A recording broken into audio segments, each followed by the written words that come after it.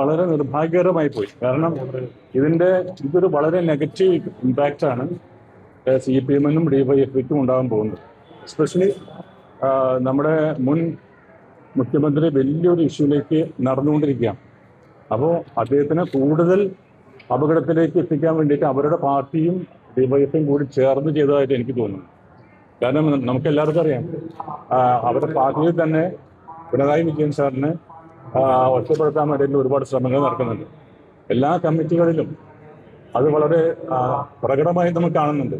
അവരുടെ ഒപ്പീനിയൻസ് തുറന്ന് പറയുന്നുണ്ട്. ഇതേവരെ നമ്മൾ കാണാത്ത ഒരു CPM-ന്റെ പ്രകടനങ്ങളാണ് നമ്മൾ കാണുന്നത്. ഒരു ചീഫ് മിനിസ്റ്റർ, അത് പിണറായി വിജയനെ പോലെയുള്ള സർവശക്തനായ ഒരു മനുഷ്യനെതിരായിട്ട് അവരുടെ പാർട്ടിയിൽ തന്നെ ഒരുപാട് വിവിധ ഒപ്പോസിഷൻസ് ഉണ്ടാവുക.